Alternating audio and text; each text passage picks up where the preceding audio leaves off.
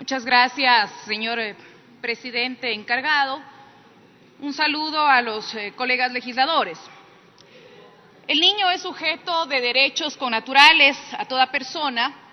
y por su propia condición es titular de derechos específicos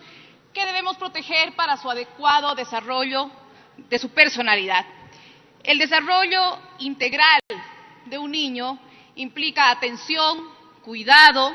protección preferente, ya que el interés superior de los niños, niñas y adolescentes prevalece sobre cualquier otro.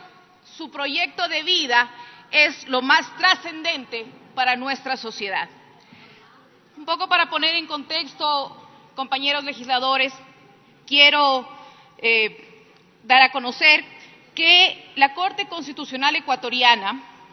dentro de la sentencia 1217 SINCC, emitió varios criterios en materia de alimentos que deben ser recogidos, por supuesto, por esta Asamblea Nacional, pero sin tergiversar la decisión de este órgano de justicia. La Corte señaló entre sus criterios que es constitucional el apremio personal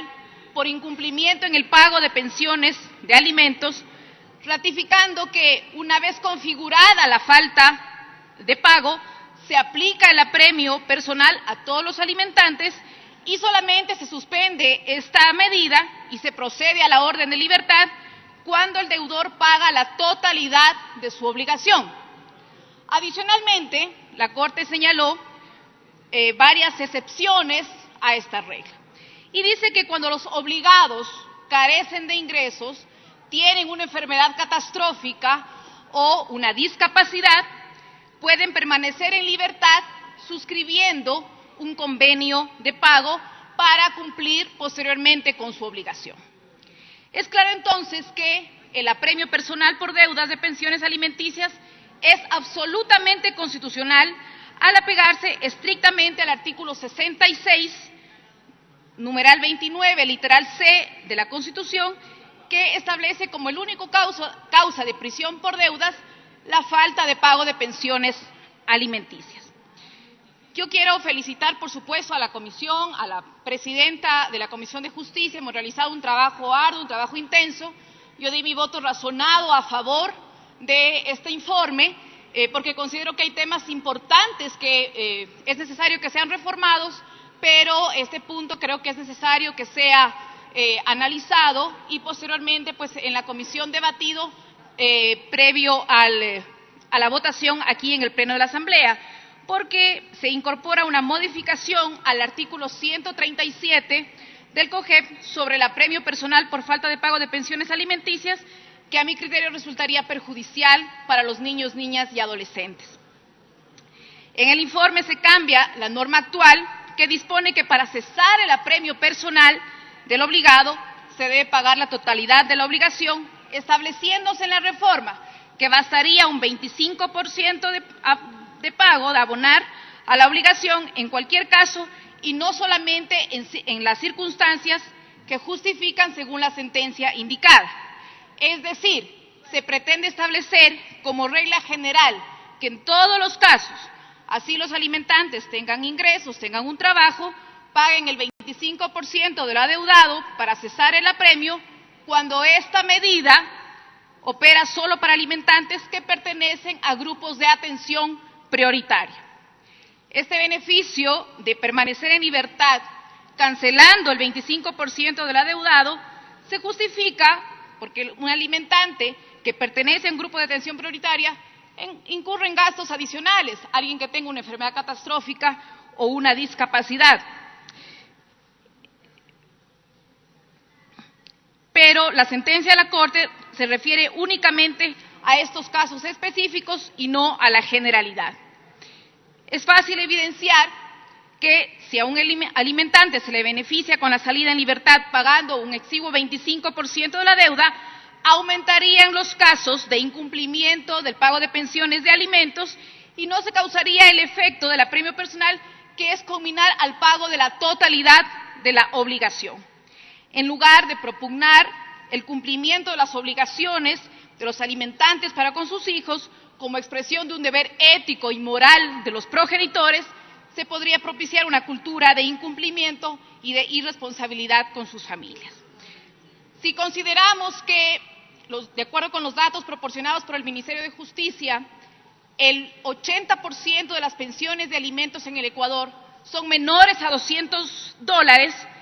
podemos poner el ejemplo, en la cotidianidad, por ejemplo, un alimentante que deba estos $200 podría recuperar su libertad pagando o abonando la cuarta parte de esta obligación, es decir, $50, sin necesidad de estar dentro de esas 3 excepciones que señala la Corte Constitucional. Por otro lado, compañeros legisladores, habrá voces que señalarán que alimentantes que tienen trabajo, al darse el apremio personal, se quedarían sin su fuente de ingresos para pagar esta obligación. Al respecto, es necesario señalar que esta misma Corte señaló que se puede dar un apremio parcial, puede ser un apremio nocturno, para que el alimentante justamente no pierda su trabajo y además cumpla con esta medida, con el apremio personal, sin perder su fuente de ingresos, que podría ser un apremio nocturno, un apremio parcial, dependiendo de las condiciones laborales del alimentante. Por ello, quiero proponer un texto al artículo 137 del COGEP que luego de como está redactado ese artículo se puede incorporar lo siguiente: la o el juzgador del análisis del caso concreto ordenará el apremio personal total, consistente en la privación de libertad de manera permanente del alimentante, o el apremio personal parcial, consistente en la privación de libertad durante al menos 8 horas al día en el horario en el que disponga la o el juez, en función de las actividades laborales o de estudios que desempeñe la o el obligado. Si el alimentante pertenece a un grupo de atención prioritaria, el apremio personal podrá cesar por un convenio de pago en el que el obligado pague de manera inmediata al menos el 25% del monto adeudado. Si ocurre el incumplimiento del convenio de pago, el juzgador ordenará el apremio personal total y demás medidas de carácter real. Finalmente, señora presidenta, en relación a la disposición reformatoria tercera del proyecto de reformas al COGEP,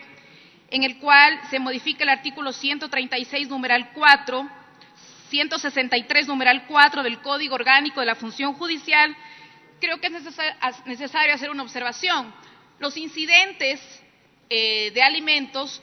se plantea que los conozca un juez distinto al que conoció originalmente la causa. Yo creo que por el principio de celeridad, de economía procesal, de inmediación previstos en el artículo 169 de la Constitución de la República, debe ser el mismo juez que conoció originalmente la causa el que conozca los incidentes de alimentos. En tal virtud, resulta procedente que se mantenga lo que determina el artículo 104 del Código de la Función Judicial, que dispone que la jueza o el juez que conoce la causa principal